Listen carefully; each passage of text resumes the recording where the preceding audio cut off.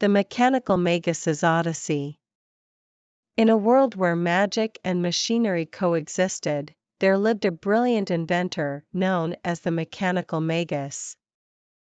Unlike traditional wizards who wielded wands and potions, the Mechanical Magus harnessed the power of gears, steam, and clockwork to create wonders that defied imagination. The Mechanical Magus's workshop was a marvel in itself, filled with intricate contraptions that whirred and clicked with a rhythmic precision. Among his many creations was a sentient automaton named Aurora, whose consciousness was a fusion of advanced technology and a touch of arcane magic. One fateful day, a message arrived at the Mechanical Magus's doorstep, a plea for help from a distant land plagued by a mysterious calamity. The skies had darkened, and machinery was malfunctioning, causing chaos and despair. The people of that land believed that the Mechanical Magus held the key to unraveling the enigma. Driven by a sense of duty and curiosity, the Mechanical Magus embarked on a journey with Aurora by his side. Their quest took them across vast landscapes, from bustling industrial cities to ancient forests where magic and nature intertwined. As they delved deeper into the heart of the calamity, they encountered a society known as the Tech Magi, a group of individuals who had blended magic and machinery in an attempt to harness the elements. However, their experiments had gone awry, disrupting the balance of nature and technology. The leader of the Tech Magi, a skilled but misguided inventor named Viridian, sought to control the chaotic forces he had unleashed. He believed that by combining his inventions with the Mechanical Magus's expertise, they could restore order to their world. Reluctantly, the Mechanical Magus agreed to collaborate, recognizing the urgency of the situation. Together, they analyzed the intricate mechanisms of the Tech Magi's creations and delved into ancient texts that held the secrets of magic and machinery. As they worked tirelessly, Aurora sensed a deeper undercurrent, a hidden power within the land itself. It was as if the very earth resonated with a suppressed magic, waiting to be awakened. She shared her insight with the Mechanical Magus, and they decided to explore the ancient ruins hidden beneath the Tech Magi's city. In the depths of the ruins, they discovered a colossal chamber adorned with luminous crystals, each pulsating with energy. It was a repository of untapped magic, the source of the calamity that had befallen the land. The Mechanical Magus realized that the key to restoring balance lay in merging the power of these crystals with his inventions. With Aurora's guidance, they devised a magnificent machine, a harmonious fusion of technology and magic. The machine channeled the energy of the crystals and transmitted it throughout the land, revitalizing the natural world and stabilizing the malfunctioning machinery. As the skies cleared and the land healed, Viridian and the Tech Magi recognized the error of their ways. They embraced a new path, one that honored the delicate balance between magic and machinery, and vowed to use their inventions for the betterment of all. The Mechanical Magus and Aurora bid farewell to the land, their mission accomplished. They returned to their workshop, but the echoes of their odyssey lingered in the intricate clockwork and the arcane whispers of their creations. The Mechanical Magus's Odyssey became a legend, a testament to the power of innovation, cooperation, and the delicate equilibrium between magic and technology. It was a story of a brilliant inventor who ventured beyond the confines of his workshop, guided by the wisdom of a sentient automaton, to restore harmony to a world in turmoil. Legends of the Ethereal Horizon. In a world where reality and dreams intertwined, there existed a place known as the ethereal horizon, a realm that transcended the boundaries of the known universe. It was a land of myths and mysteries, where legends came to life, and dreams took flight. The ethereal horizon was not a fixed location, but rather a shifting tapestry of landscapes, each more enchanting than the last. Within this boundless realm, tales and stories materialized, becoming tangible experiences for those who ventured into its depths. One such traveler was Alaric, a storyteller of great renown. His gift was not in creating stories, but in living them. Alaric had the unique ability to step into the narratives he wove, becoming a character within his own tales. It was a power that both fascinated and haunted him, for it allowed him to experience the joys and sorrows of his stories firsthand. One fateful evening, as Alaric told tales by the firelight, a mysterious figure appeared before him. Cloaked in an ethereal mist, the figure introduced itself as the keeper of legends.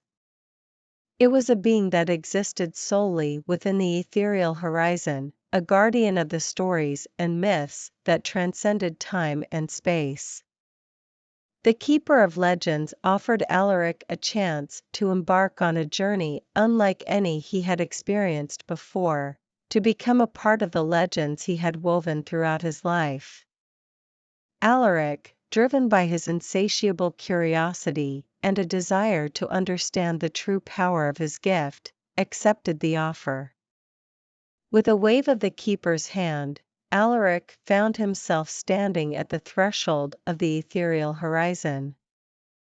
Before him stretched an endless expanse of fantastical landscapes, a forest of talking trees, a city of living shadows, and a desert where memories danced on the wind. Alaric's first adventure took him to the land of whispers, a place where words held immense power. In this world, stories shaped reality, and the mere utterance of a tale could change the course of history.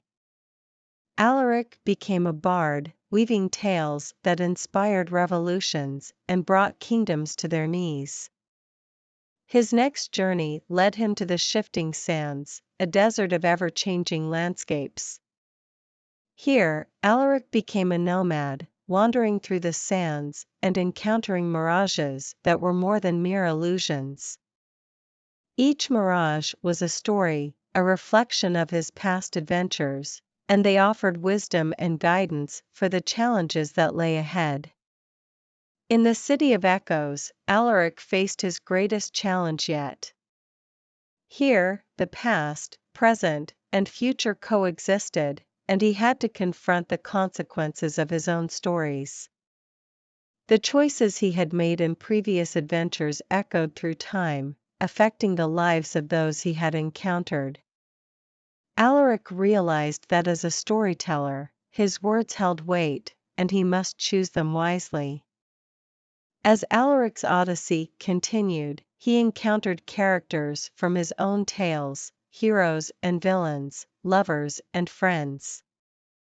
He saw how the stories he had woven had touched their lives, shaping their destinations and leaving indelible marks on their souls. At last, Alaric returned to the Keeper of Legends, his journey complete. He had lived the stories, experienced their magic, and gained a profound understanding of the power of narrative. The keeper smiled, recognizing that Alaric had become a legend in his own right, a storyteller whose tales transcended the boundaries of reality. Alaric left the ethereal horizon with a heart filled with gratitude and a newfound sense of purpose. He knew that his gift was not just a means of entertainment, but a force that could shape minds, inspire change, and create legends for generations to come. Legends of the Ethereal Horizon became a tale whispered in hushed tones, a story of a storyteller who ventured beyond the confines of the ordinary, embracing the boundless power of imagination and narrative to become a legend in his own right. It was a reminder that within the world of stories, anything was possible, and the horizon of creativity stretched to eternity. The Forgotten Chord. In a quaint, forgotten corner of the world, there lived an elderly man named Elias. His life had been one of quiet solitude, far removed from the bustling cities and the cacophony of modern life. Elias had always found solace in the simplicity of nature and the timeless melodies of the forest. Elias was known to the villagers as the keeper of songs.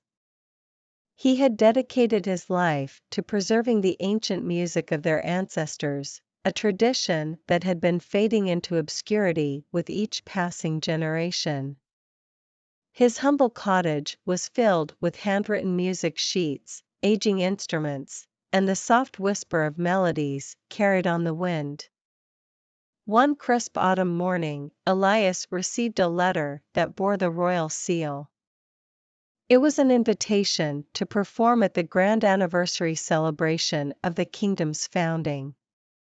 The letter explained that Elias's reputation as a guardian of traditional music had reached the ears of the royal court, and they wished to honor his contribution. Elias was torn. The idea of leaving his beloved forest filled him with trepidation, but he also saw this as an opportunity to introduce the villagers' songs to a wider audience. With a heavy heart, he accepted the invitation and set out on a journey to the bustling capital city. The city was a stark contrast to Elias's peaceful forest retreat.